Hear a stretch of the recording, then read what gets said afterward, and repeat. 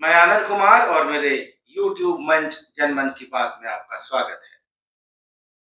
झारखंड में सरकारी नौकरियों में 40% सीटें ओपन कैटेगरी में रखने की व्यवस्था फिलहाल की गई है।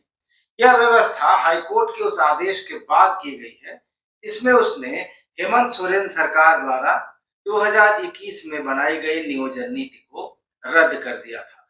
इसके बाद छात्रों और युवाओं के एक बड़े वर्ग ने 60-40 नई चलताओं के नाम से आंदोलन शुरू किया है, अभियान शुरू किया है। विधानसभा का घेराव हो चुका है, झारखंड बंद तक हो चुका है और अभी फिर से छात्रों ने 31 दिनों का एक आंदोलन शुरू किया है, महाआंदोलन है। इसके पहले चरण में झारखंड के सभी 81 विधायकों और 14 लोकसभा सांसदों से आंदोलन के समर्थन में लिखित पत्र मांगा जा रहा है। सत्ता पक्ष और विपक्ष के कई विधायक और जमशेदपुर के सांसद विद्युत महतो इसके समर्थन में पत्र दे चुके हैं, लेकिन कल धनबाद के सांसद पीएन सिंह ने छात्रों के समर्थन में पत्र देने से इनकार कर दिया। हालांकि उन्होंने आंदोलन को लेकर अपनी सहानुभूति जरूर जताई, लेकिन छात्र चाहते थे कि वे लिख कर दें कि वे आंदोलन के समर्थन में हैं या फिर उसके विरोध में हैं। इसको लेकर सांसद के दफ्तर में थोड़ी गर्मागर्मी का माहौल भी बना और इसके बाद आंदोलनकारियों ने उनके घर के बाहर नारेबाजी की। उसके बाद राज्य में कई जगह पीएन सिंह को बाहरी सांसद बताते हुए उनका पुतला भी लोगों ने फूंका। इस घटना के बाद इस आंदोलन को लेकर मेरे जहन में कुछ सवाल उभरे हैं, जिन पर मुझे लगता है कि चर्चा की जानी चाहिए। मेरी बात शायद बहुत लोगों को अच्छी नहीं लगेगी, लेकिन मुझे लगता है कि यह जरूरी है, क्योंकि यह मामला, ये 1932 स्थानीय नीति बोलने में जितना आकर्षक, जितना लुभावना लगता है, लागू करने में भी क्या उतना ही आसान है? जाहिर है कि नहीं है।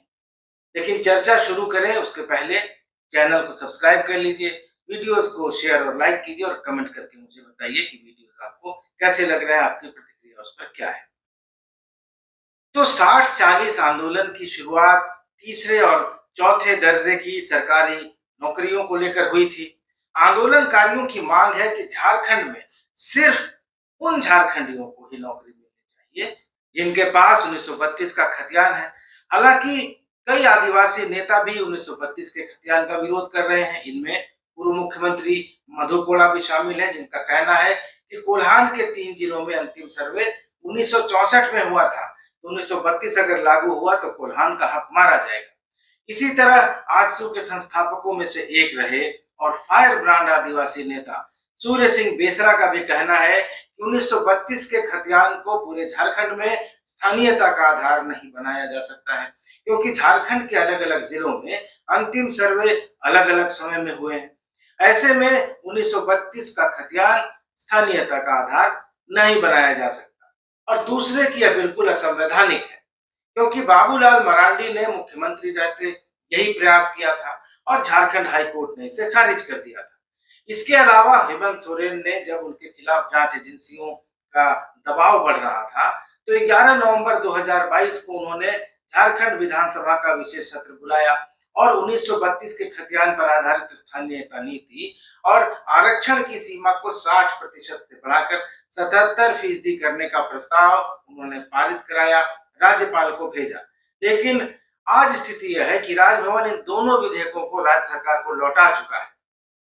और यह भी बता देना जरूरी है कि झारखंड सरकार के ही विधि विभाग ने इन विधेयकों पर अपनी आपत्ति जताई थी। कहा था कि यह बिल्कुल असंवैधानिक है, संविधान के मूल ढांचे के खिलाफ है और अलग अलग समय में हाई कोर्ट और सुप्रीम कोर्ट की अलग अलग बेंच इस तरह के मामलों में जो फैसले उन्होंने दिए हैं, उस पर यह विधेयक कहीं से खरे नहीं उतरते हैं। तो संविधान और कानून के जानकारों का कहना है कि आरक्षण की एक अधिकतम सीमा है, जिसको उससे अधिक नहीं बढ़ाया जा सकता। साथ ही किसी वर्ग की नौकरियों को 100% किसी खास समूह, जाति विशेष अथवा स्थान विशेष के लोगों के लिए 100% आरक्षित नहीं किया जा सकता। यह संविधान की मूल भावना के भी खिलाफ है और नागरिकों के मौलिक अधिकारों का भी हनन है। लेकिन इधर जो छात्र नेता हैं, उनका तर्क है कि बिहार में सिर्फ बिहारियों को नौकरी मिलती है या बाकी राज्यों में सिर्फ वहीं के स्थानीय निवासियों को नौकरी मिलती है, तो झारखंड में भी सिर्फ झारखंडियों को ही नौकरी मिलनी चाहिए और झारखंडी वे सिर्फ उन्हें ही मानते हैं जिनके पास 1932 का खतियान है। तो आइए जरा देख लेते हैं कि झारखंड के साथ जो राज्य बने थे, यानी नवंबर 2000 में जिन 3 राज्यों का गठन हुआ था, उनमें स्थानीयता की क्या परिभाषा है। क्योंकि जैसे 15 नवंबर 2000 को बिहार से अलग होकर झारखंड राज्य का निर्माण हुआ, वैसे ही 1 नवंबर 2000 को मध्य प्रदेश से अलग होकर छत्तीसगढ़ और 9 नवंबर 2000 को उत्तर प्रदेश से अलग होकर उत्तराखंड का गठन हुआ था। छत्तीसगढ़ और उत्तराखंड ने अपनी स्थानीय नीति बना ली, लेकिन झारखंड आज तक अपनी कोई स्थानीय नीति बना ही नहीं पाया है। और ऐसा सिर्फ इसलिए क्योंकि 21 साल पहले बाबूलाल मरांडी ने मुख्यमंत्री रहते 1932 का एक ऐसा विवाद छेड़ा था जो आज चुनावी हथकंडा बन चुका है। ये एक घाव बन गया है और इस घाव ने उस समय भी, बाबूलाल मरांडी के समय भी 2002 में कई जिंदगियां छीन ली। इस विवाद ने कई घर उजाड़ दिए, समाज को बांट दिया और अब यह इतना बड़ा नासूर बन चुका है कि इसका इलाज अब होता हुआ दिखाई नहीं दे रहा है। लेकिन छत्तीसगढ़ और उत्तराखंड की क्या स्थिति है, इस पर भी जरा एक नजर डाल लेते हैं। छत्तीसगढ़ ने स्थानीय नागरिक की परिभाषा कुछ इस तरह से गढ़ी है कि छत्तीसगढ़ में स्थानीय व्यक्ति वह है जो छत्तीसगढ़ में पैदा हुआ हो, उसके माता पिता या कानूनी अभिभावक पिछले 15 साल से छत्तीसगढ़ में रह रहे हो, उसके माता पिता में से कोई कोई एक या दोनों छत्तीसगढ़ शासन में अधिकारी हों या फिर वहां से सेवा देकर रिटायर हो चुके हों, अथवा केंद्र सरकार में काम करते हो, या पिछले 5 साल से छत्तीसगढ़ में उनकी कोई अचल संपत्ति हो, औद्योगिक उपक्रम हो या कोई व्यावसायिक प्रतिष्ठान हो, या उसने छत्तीसगढ़ के किसी शैक्षणिक संस्थान एजुकेशनल इंस्टीट्यूट से न्यूनतम शैक्षणिक योग्यता यानी कम से कम 8वीं पास की। तो यह छत्तीसगढ़ में स्थानीय निवासी की योग्यता की शर्त है। जो कोई भी इन्हें पूरा करेगा वही छत्तीसगढ़ की सरकारी नौकरियों में आवेदन करने का पात्र होगा, एलिजिबल होगा। छत्तीसगढ़ झारखंड के साथ ही अलग हुआ था, 14 दिन पहले ही हुआ था। छत्तीसगढ़ का भूगोल यानी जियोग्राफी, और यानी जिसको टोपोग्राफी भी कह सकते हैं, और छत्तीसगढ़ की डेमोग्राफी लगभग झारखंड की तरह ही है। छत्तीसगढ़ भी आदिवासी बहुल राज्य है। वहां आदिवासी आबादी का प्रतिशत झारखंड की तुलना में कुछ ज्यादा ही है। छत्तीसगढ़ का क्षेत्रफल भी झारखंड के 2 गुने से कुछ ही कम है। छत्तीसगढ़ में झारखंड की तुलना में प्राकृतिक संसाधन भी अधिक हैं, लेकिन वहां स्थानीय निवासी वही है जो या तो वहां पैदा हुआ हो, या उसके माता पिता पिछले 15 साल से लगातार वहां रह रहे हो, या उसने न्यूनतम पढ़ाई लिखाई छत्तीसगढ़ से की हो, और या तो उसके माता पिता छत्तीसगढ़ सरकार या केंद्र सरकार के उपक्रम में छत्तीसगढ़ में रहे हों या रिटायर कर चुके हैं। तो अब आइए जरा उत्तराखंड की ओर भी देख लेते हैं। छत्तीसगढ़ का हमने देख लिया है, अब उत्तराखंड की ओर चलते हैं। जब उत्तराखंड बना था तो वहां की सरकार ने पहले उन्हीं लोगों को स्थानीय नागरिक माना था जो 1950 से या उसके बाद से उत्तराखंड में रह रहे हैं। लेकिन बाद में इसमें संशोधन कर दिया गया और उत्तराखंड की सरकार ने उन सभी लोगों को स्थानीय नागरिक मान लिया जो 1985 या उसके बाद से उत्तराखंड में रह रहे हैं। और राज्य गठन की तारीख 9 नवंबर 9 नवंबर 2000 को ईयर 2000 को कट ऑफ डेट रखा गया। यानी अब आपको उत्तराखंड में अगर स्थानीय नागरिक होना है तो 9 नवंबर 2000 से 15 साल पहले यानी 1985 9 नवंबर से पहले का कोई रिहायशी दस्तावेज दिखाना होगा।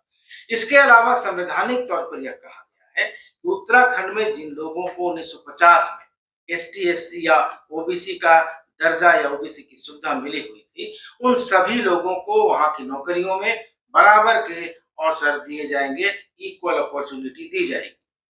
2016 में झारखंड में भी रघुवर दास की तत्कालीन सरकार ने जो स्थानीय नीति बनाई थी उसमें छत्तीसगढ़ और उत्तराखंड की स्थानीय नीतियों का समावेश किया गया था। जैसे झारखंड में 15 नवंबर 1985 की कट ऑफ डेट रखी गई थी, यानी इस कट ऑफ डेट से पहले का कोई अचल संपत्ति का दस्तावेज दिखाना था। इसके अलावा माता पिता का राज्य अथवा केंद्र सरकार की नौकरी में होना, झारखंड के शिक्षा संस्थानों से मैट्रिक पास करना जैसी शर्तें भी उसमें शामिल थी। इस नीति को हेमंत सोरेन सरकार ने आने के बाद रद्द कर दिया और 2021 में नई नियोजन नीति बनाई, जिसको हाईकोर्ट ने रद्द कर दिया। अब झारखंड में नौकरियों के लिए स्थानीयता का कोई पैमाना नहीं है और इसलिए राज्य सरकार ने यह व्यवस्था की है कि राज्य की 60% आरक्षित श्रेणी के उम्मीदवारों को छोड़कर बाकी सीटों को अनरिजर्व्ड अनारक्षित रखा जाए। सरकार के मंत्री भी यह कहते रहते हैं कि यह काम चलाऊ व्यवस्था है और सरकार जल्दी ही नई नीति लाएगी। लेकिन अब छात्र यह मांग कर रहे हैं कि 90% सीटें उन स्थानीय लोगों के लिए रिजर्व कर दी जाएं जिनके पास 1932 का खतियान है। स्थानीय नीति को लेकर छत्तीसगढ़ और उत्तराखंड में कोई खास विवाद नहीं हुआ था, लेकिन झारखंड में 1932 का खतियान एक ऐसा मुद्दा है जिसे खड़ा तो नेताओं ने किया था अपने फायदे के लिए, लेकिन अब यह उनके हाथ से भी निकल गया है और अब यह लगता है कि भस्मासुर बनता जा रहा है और इस बात को आंदोलन कर रहे छात्रों ने भी भांप लिया है और अब ऐसा लगता है कि इस पर राजनीति शुरू हो गई है। छात्रों ने आंदोलन शुरू किया था नौकरी के लिए। अगर तो वे छात्र हैं तो उन्हें इस बात की जानकारी जरूर होगी कि झारखंड के साथ बने बाकी दोनों राज्यों में स्थानीयता का क्या आधार रखा गया है। तीनों ही राज्य किसी न किसी राज्य से कटकर बंटकर अलग हुए हैं और उन्हें बनाने के पीछे भी कोई न कोई आधार, कोई न कोई मकसद रहा था। आदिवासी राज्य की तुलना करें तो छत्तीसगढ़ में जनजातीय आबादी 2011 की जनगणना में 30% से ज्यादा थी, जबकि झारखंड में यह 27% से कम था। प्राकृतिक संसाधन भी झारखंड की तुलना में छत्तीसगढ़ में कम नहीं है, तो फिर झारखंड में 1932 का खतियान मुद्दा क्यों है? जो छात्र परीक्षाओं की तैयारी करते हैं वे इतिहास, भूगोल, करंट अफेयर्स आदि पढ़ते हैं। उन छात्रों को यह पता होता है कि झारखंड, छत्तीसगढ़ और उत्तराखंड का गठन किन हालात में हुआ, किन्होंने किया, यहाँ की भौगोलिक, सांस्कृतिक और सामाजिक संरचना क्या है, और अब ऐसा लगता है कि इस पर राजनीति शुरू हो गई है। छात्रों ने आंदोलन शुरू किया था नौकरी के लिए। अगर तो वे छात्र हैं तो उन्हें इस बात की जानकारी होनी चाहिए कि झारखंड के साथ बने बाकी दोनों राज्यों में स्थानीयता का क्या आधार रखा गया है।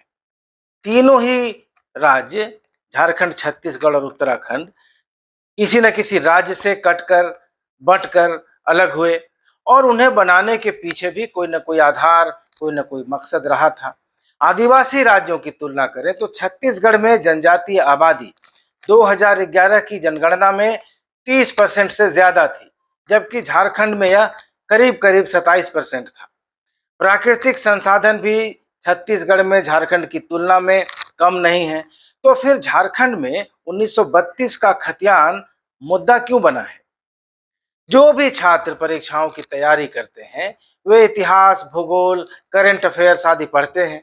उन्हें पता होता है कि झारखंड, छत्तीसगढ़ और उत्तराखंड का गठन किन हालात में हुआ, किन्होंने किया, यहाँ की भौगोलिक, सांस्कृतिक और सामाजिक संरचना क्या है, फैब्रिक कैसा है।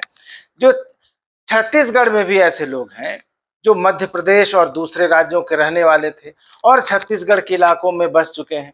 ऐसा ही उत्तराखंड में है जहां पर्यटन स्थलों की भरमार है और बड़ी संख्या में बाहर की आबादी वहां पर्यटन के अवसरों की तलाश में, नौकरियों में, व्यवसाय में आकर बसी है।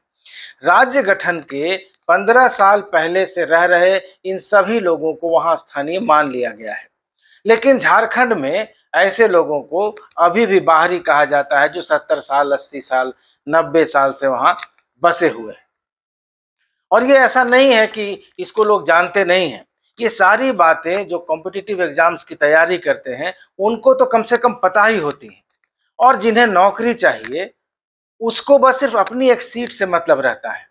वह जनरल सीट हो, रिजर्व कैटेगरी की सीट हो, अभ्यर्थी किसी भी कैटेगरी का हो, उसे अपनी नौकरी की चिंता होती है बस, और इसके लिए वह जी जान लगाकर तैयारी करता है।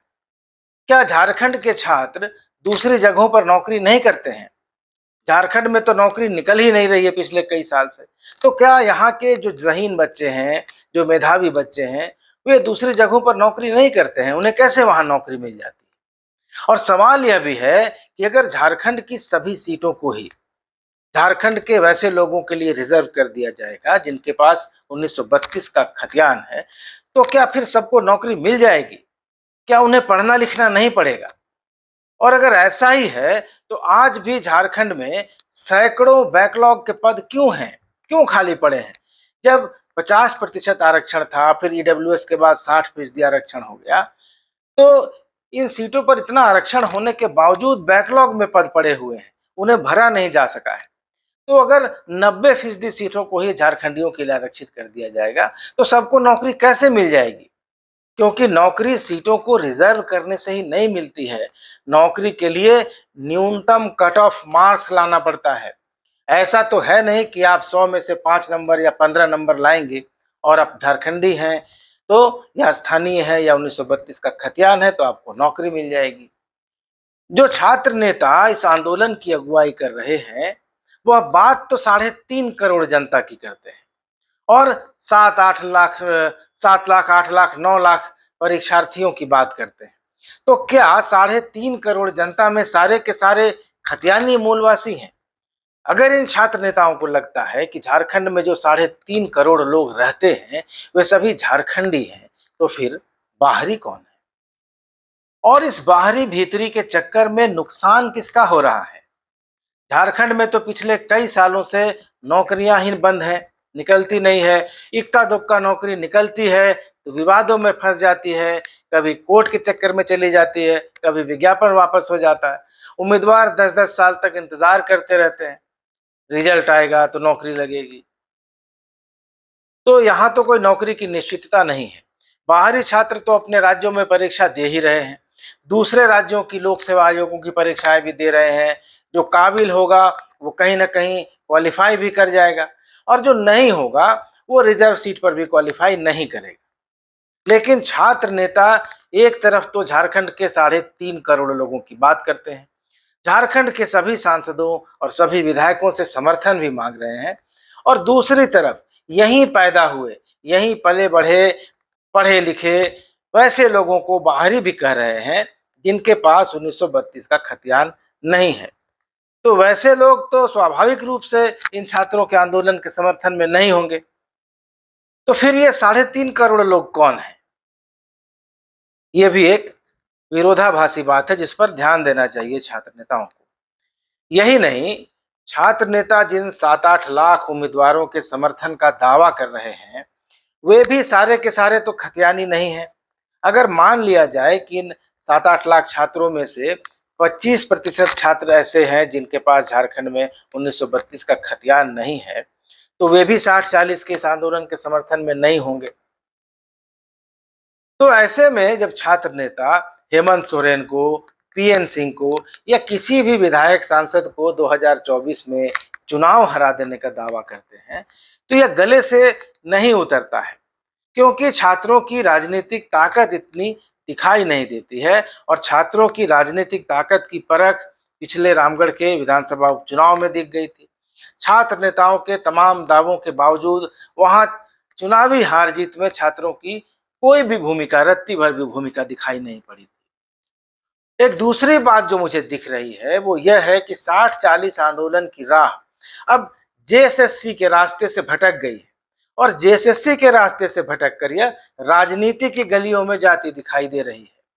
पहले आंदोलन में रोजगार की, नौकरी की बात हो रही थी, अब छात्र नेता भी बिल्कुल वही बातें कर रहे हैं जो राजनेता और राजनीतिक दल करते हैं, जैसे झारखंडी अस्मिता, अपनी पहचान, भाषा भाषा, जल जंगल जमीन, बाहरियों द्वारा किया जा रहा शोषण आदि आदि जो मुद्दे हैं। तो इससे कहीं ना कहीं ये लगता है कि इस आंदोलन के जरिए कहीं कुछ छात्र नेता अपनी राजनीतिक जमीन बनाने की कोशिश तो नहीं कर रहे। और दूसरी बात ये कि छात्र अभी जो आंदोलन चला रहे हैं और झारखंड के सभी 81 विधायकों और 14 सांसदों का समर्थन ले रहे हैं, इससे आखिर फलाफल क्या निकलेगा? अगर उनको समर्थन मिल भी जाता है तो इससे हो क्या जाएगा? छात्र नेता कह रहे हैं कि हम राज्यपाल और राष्ट्रपति को ज्ञापन देंगे। पढ़ने लिखने वाले छात्र जानते हैं कि राष्ट्रपति और राज्यपाल के पास क्या शक्तियां हैं, किन मामलों में वे केंद्र और राज्य की सरकार को निर्देशित कर सकते हैं, कौन से मामले राज्य सूची के हैं, कौन संघ सूची के, और समवर्ती सूची में क्या विषय आते हैं, किन विषयों पर राज्य सरकारें कानून बना सकती हैं, किन विषयों पर केंद्र कानून बना सकता है, और किन विषयों पर ये दोनों कानून बना सकते हैं। यह भी छात्रों ने तैयारी की है तो पढ़ा होगा। ये छात्रों को पता होगा। अगर वे प्रतियोगी परीक्षाओं की तैयारी कर रहे हैं तो फिर ऐसे बाल हट से क्या हल निकलेगा। विधानसभा के पिछले सत्र में भाजपा के विधायकों ने 60-40 नई चलतों की टी शर्ट पहन रखी थी। कई दिनों तक सदन में हंगामा भी किया था। अब इससे ज्यादा समर्थन कोई क्या देगा आंदोलनकारी छात्रों को। सत्ता पक्ष के भी कई विधायक हैं, लोबिन हेम्ब्रम है और तमाम लोग हैं जो छात्रों की इस मांग को समर्थन दे रहे हैं। और जहां तक सांसदों की बात है तो स्थानीयता और नियोजन सांसदों का विषय ही नहीं है और न यह विषय राज्यपाल और राष्ट्रपति का है। छात्रों की डिमांड राज्य सरकार को पूरी करनी है। ऐसे में सत्ता पक्ष के विधायकों से सरकार पर दबाव डलवाने की बात तो समझ में आती है, लेकिन सभी 81 विधायकों और 14 सांसदों का समर्थन पत्र लेकर क्या हासिल होगा, इस बात का कोई औचित्य मुझे समझ में नहीं आ रहा है फिलहाल।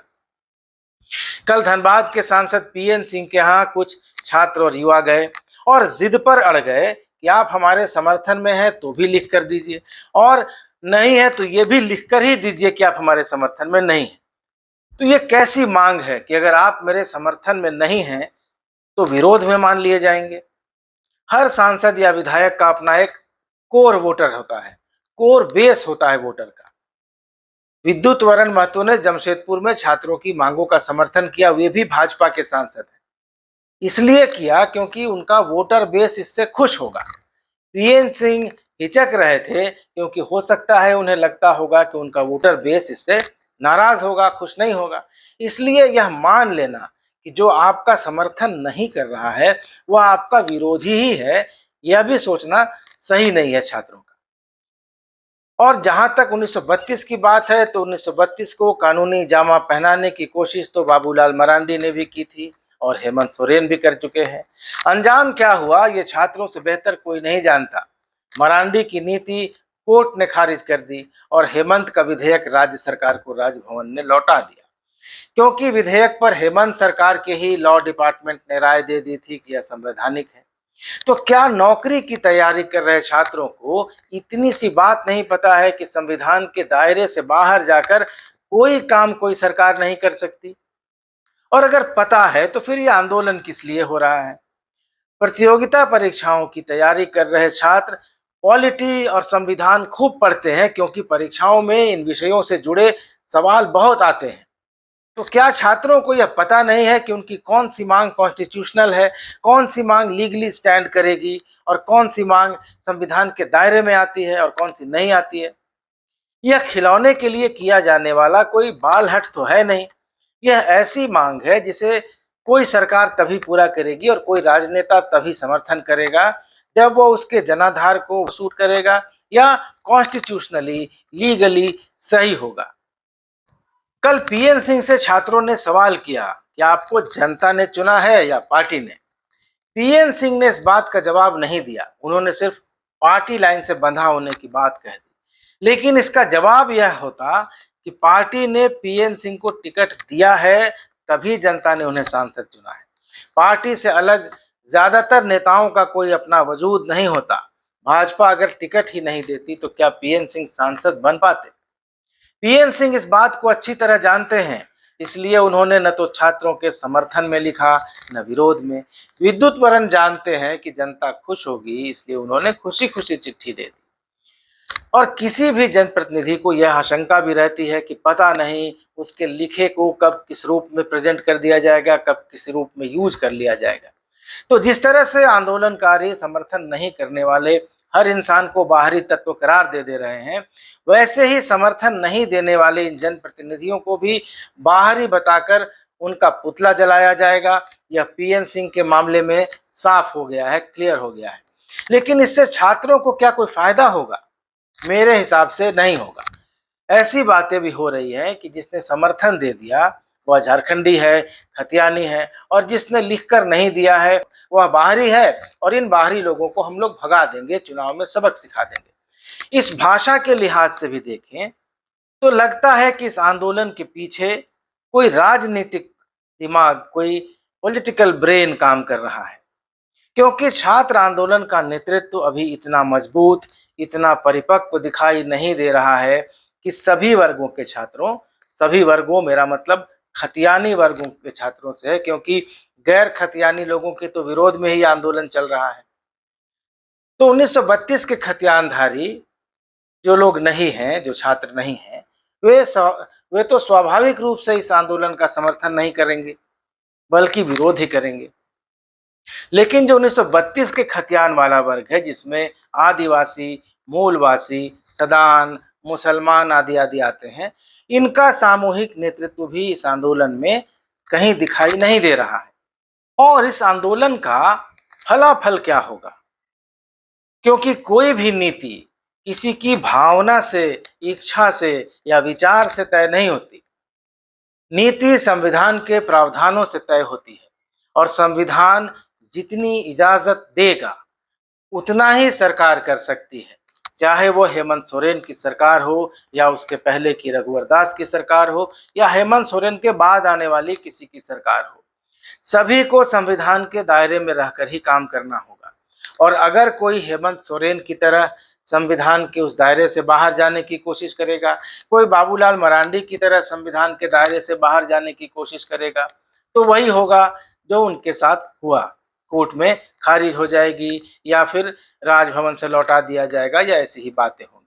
तो इन मांगों और आंदोलनों का चुनावी लाभ भले ही राजनीतिक दलों को मिल जाए, नेताओं को मिल जाए, लेकिन कॉम्पिटिटिव एग्जाम्स की तैयारी कर रहे छात्रों को और नौकरी की आस में, नौकरी की तलाश में भटक रहे युवा वर्ग को इसका कोई फायदा नहीं मिलने वाला है। सीरियस छात्रों को, जो जिन्हें नौकरी चाहिए, जो पढ़ाई कर रहे हैं सीरियसली, उनको यह बात समझनी होगी, उनको सरकार पर इसके लिए दबाव डालना होगा कि वह कोई ऐसी व्यवस्था करे, ऐसा इंतजाम करे जिसमें अधिक से अधिक नौकरियां झारखंड के छात्रों को मिले। स्थानीयता का एक ऐसा पैमाना तय किया जाए जो संविधान के दायरे में हो। जो रिक्तियां हैं, जो वैकेंसीज हैं, उनको रेगुलर रूप से भरा जाए, नियमित तरीके से भरा जाए, नियमावलियां सही बनाई जाएं, इनको चैलेंज न किया जा सके, परीक्षा के नियमों और शर्तों में कोई झोल ना हो ताकि मामला कोर्ट में न जाए, परीक्षा में गड़बड़ी ना हो, अनफेयर मीन्स नहीं हो, कदाचार ना हो, सीटें न बेच दी जाएं, इसका ध्यान रखा जाए। तब जाकर जिन्हें नौकरी चाहिए उन्हें नौकरी मिलेगी। सड़क पर समय बर्बाद करने से, बेवजह लाठी खाने से, जनप्रतिनिधियों के घरों में जाकर हस्ताक्षर लेने से, बहस करने से और उनका पुतला जलाने से, झारखंड बंद करने से नौकरी नहीं मिलेगी। क्योंकि कोई भी ऐसा कंडीशन जो संविधान के बेसिक फ्रेमवर्क के खिलाफ होगा वह लागू ही नहीं होगा। जो पढ़ते हैं वो इस बात को जानते हैं, जो जानते ही नहीं और जो जानकर भी जानना नहीं चाहते उन्हें समझाएगा कौन? ये बड़ा सवाल है। वीडियो कैसा लगा कमेंट करके जरूर बताइएगा। मिलेंगे अगले वीडियो में, तब तक दीजिए इजाजत। धन्यवाद, नमस्कार।